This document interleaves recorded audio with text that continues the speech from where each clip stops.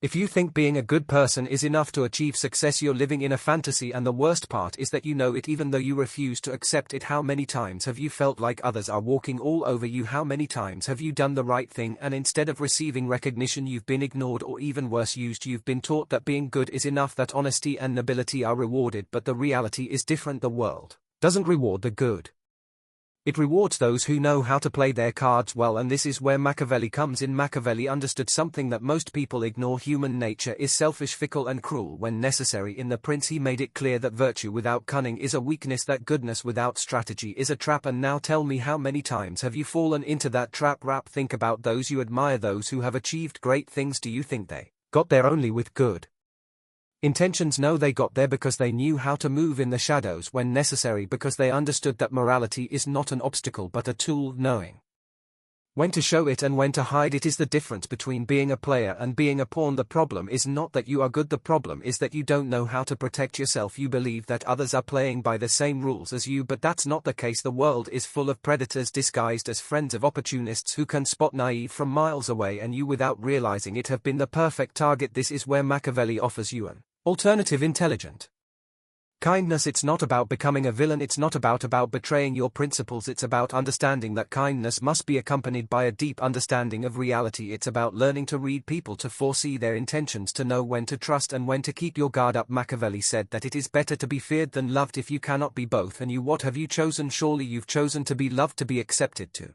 be seen as harmless. But tell me, what have you gained from that? Not respect, not power. What you've gained is that others know they can use you without consequences, because kindness without strength doesn't inspire admiration, it inspires pity. Don't get confused. I'm not telling you to stop being good, I'm telling you to learn how to be good without being naive. Understand that the world doesn't reward the just, it rewards the shrewd. That true virtue is not submission but the ability to balance ethics with pragmatism. Machiavelli taught that image is everything. It's not only about what you are but also about what others perceive you to be. If you give the impression of being weak, they will treat you as weak. If you give the impression of being strong, they will treat you with respect. How many times have you allowed others to disrespect you out of fear of losing their approval? How many times have you stayed silent to avoid conflict, only to realize that this makes you lose more than you gain? It's not about being cruel, it's about being strategic. The key is knowing when to act, when to speak, when to retreat and when to attack. Kindness is an advantage when used correctly, but if you let it go unchecked, it becomes your worst enemy. The mistake of many good people is thinking that the world values purity of heart. It doesn't. The world values power, security, the ability to make tough decisions. Kindness is only respected when it's accompanied by authority. If you don't have power, your kindness is irrelevant. Machiavelli would tell you not to be a lamb in a world of wolves, not to let your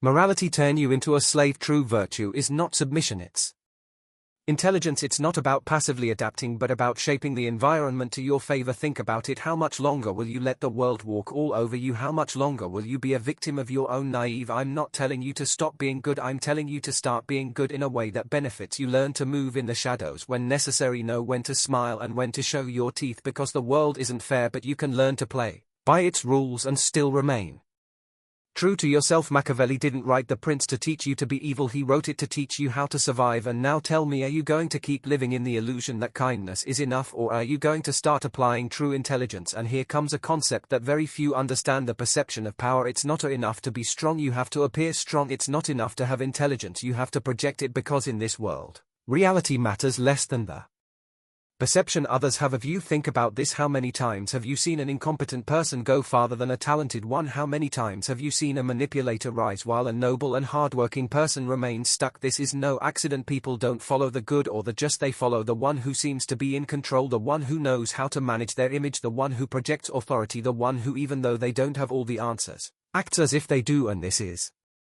where many fail. They believe that the truth by itself is enough, that true competence will speak for them. But the world doesn't work that way. The world doesn't reward those who are right, it rewards those who know how to sell their version of the story. Machiavelli understood this perfectly. It's not just about what you are but about what others believe you to be. Perception is everything. An insecure leader doesn't inspire confidence even if they are the most prepared. A worker who doesn't know how to make themselves noticed will never be promoted even if they are the best. A man or woman who doesn't project value will never be desired even if they have a lot to offer. That's why the key is not just in being but in mastering the narrative about yourself, learning to control your image to create the right impression in every situation. It's not about deceiving, it's about directing the attention of others to what you want them to see. Think about this: in any social interaction, people don't perceive Reality as it is, they perceive it through filters of assumptions, prejudices and emotions, and the question is, are you letting those filters play against you, or are you using them to your advantage? If you good but seem weak, they will treat you as weak. If you just but seem soft, they will trample on you. If you're talented but seem insecure, you will be ignored. It's that simple. The art of perception is what separates those who control their destiny from those who are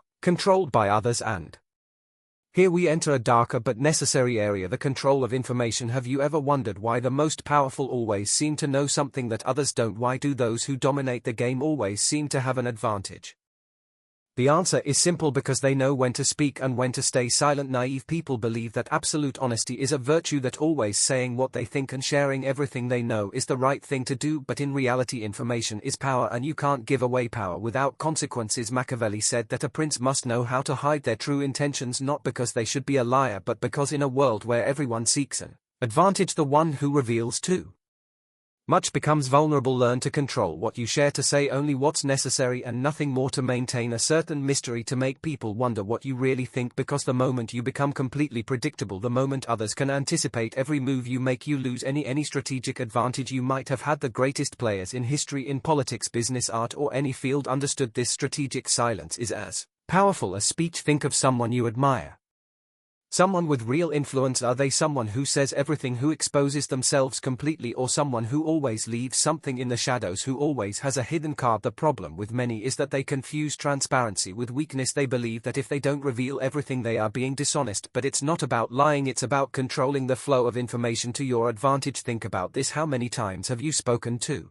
much and it has hurt you? How many times have you trusted the wrong person revealing something that later turned against you? How many times have you given explanations that no one asked for just to justify yourself to people who didn't even deserve it? Power is not in speaking more, power is in knowing when to speak and when to stay silent. And here comes the big lesson that almost nobody applies: the one who speaks the least, the one who explains the least, is the one who commands the most respect. Why? Because silence creates uncertainty, uncertainty creates curiosity, and curiosity gives power. If you always say what you think without a filter, people will lose interest. If you always explain your actions, people will assume you need to justify yourself. But when you only speak when necessary, when you choose your words carefully, when you leave room for interpretation, people will start paying attention to you for real. And here comes another fundamental concept: the art of unpredictability. Predictable people are easy to manipulate. If you always act the same way, if you're always predictable in your responses, emotions and decisions, others will be able to anticipate you, they will be able to use you. But when you're unpredictable, when people are never sure of what your next move will be, you become dangerous, and when you're dangerous, they respect you. Machiavelli understood this better than anyone. A leader who can be read like an open book is a weak leader, but a leader who maintains a certain level of mystery, who changes when necessary, who never lets others label them, that is the leader who stays in power. And now the question is, do you want to keep being an open book that anyone can read, manipulate and take advantage of, or do you want to start being a strategist, someone who controls their image, their information and their unpredictability for their own benefit? Because kindness without strategy is just an invitation to be devoured. The world doesn't change its rules for you, so learn to play with the rules that really exist, not the ones you've been made to believe. And if you do it well, if you apply what really works, then for the first time you will stop being a victim of the system and start being one of the ones who dominate it. But here comes the most interesting part: the art of strategic distance. Many believe that the key to power is to always be present, to be omnipresent, to make yourself noticed at every moment, but the reality is different. The one who is too available loses their value. Scarcity creates desire, absence creates impact. Think about this: why do certain people generate more respect just by being present, while others, no matter how hard they try, never seem to impose authority? The difference lies in the perception of their value. Machiavelli said that a prince should avoid becoming too accessible, not because they should disdain their people, but because excessive familiarity destroys respect. When you're always there, when you give without measure, people start taking your presence, your effort, your generosity for granted. And this doesn't just apply to politics or power, it applies to relationships, work, life itself. When you give too much, you become disposable. When you're always available, you become a resource, not a person of value. Think about it: how many times have you given everything for someone just to have them not appreciate it? How many times have you been there for everyone only to be ignored when you need it? It's no accident, it's human nature. What is abundant is despised, what is scarce is valued. That's why you must learn to regulate your presence, to dose your attention, to manage the perception of your availability. Don't always respond immediately, don't always be within reach of everyone. Make your absence noticed, make your presence because when you learn to disappear at the right moment, when you learn to regulate your energy, people will start looking for you. The problem is that most people fear disappearing. They fear that if they step back they will be forgotten. But here's the brutal truth: if your only way of being remembered is by always being there, then you were never truly valuable. Those who really have an impact are not the ones who shout the loudest, but those who know how to handle silence, who know when to withdraw and when to reappear. Look at any great figure in history. The real players are not everywhere. They don't wear themselves out in every battle. They show up when it really matters, and when they do, everyone pays attention. And this brings us to another key point: emotional control as a tool of power. Here is where most people fail. People believe that control is based on strength, on aggressiveness, on imposing themselves with a loud voice and clenched fists. But true mastery, the one Machiavelli understood better than anyone, is in the absolute control of emotions, because the one who loses control, the one who reacts impulsively, the one who is carried away by anger or anxiety, becomes predictable, manipulable, and weak. Think about the last time someone made you lose your cool, the moment you got angry, the moment you reacted without thinking. Who had the power in that situation? It wasn't you, it was the other person, the one who threw you off balance, the one who provoked your reaction, because the one who controls your emotion controls your actions. And here is the key: the one who can't be provoked, the one who maintains their center no matter what happens, that is the one who truly has power. It doesn't matter if it's in a discussion, in a negotiation, in a relationship, or in any social interaction. The one who maintains emotional control always wins, because the one who controls their emotions controls the perception others have of them. Machiavelli made it clear: a prudent man must act at all times with coldness and calculation. It's not about not feeling.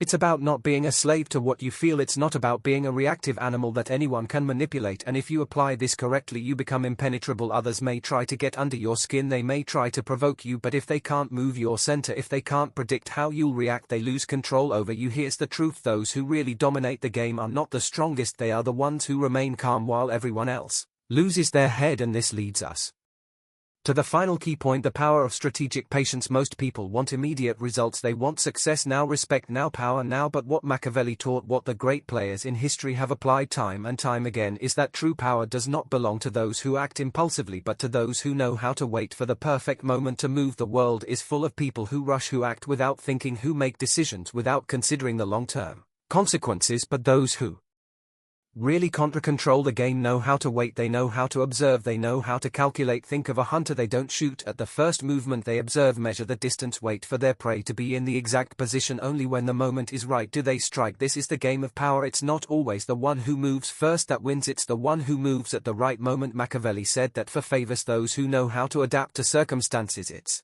not about running in every direction, it's about knowing when to accelerate and when to slow down. Mediocre people act on impulse, strategists wait for their opportunity. And now I ask you, are you one of those who rush in without thinking, or one of those who waits for their moment to strike with surgical precision? Because in this world, power does not belong to the fastest, it belongs to the smartest, to those who know how to handle perception, information, distance, emotional control, and strategic patience. And if you apply all of this, you will stop being a victim of the game and start being a true player. The world will remain ruthless, but now you will know how to play by its rules. But here comes what truly makes the difference between those who just survive and those who dominate their destiny: the ability to become an anomaly in the system. Because now you know, now you understand that kindness alone isn't enough, that perception is everything, that emotional control is a tool of power, that strategic patience beats impulsiveness, and that scarcity increases your value. But what good is all of this if you keep acting like everyone else has until now? If you want different results, you must become someone who doesn't conform to the traditional rules, not in the sense of breaking them without purpose, but in the sense of rewriting the script. The problem with most people is that they think within the limits that have been imposed on them. They follow the same patterns, they react as expected, they move within what is acceptable or expected. But those who truly leave a mark, those who change the game to their advantage, are the ones who dare to be unpredictable, to play with new rules, to do what no one expected. And here's the big secret: the world is designed to devour those who conform. If you do the same as the rest, you will get the same results as the rest, and that means mediocrity, that means being another forgotten name in the endless flow of time.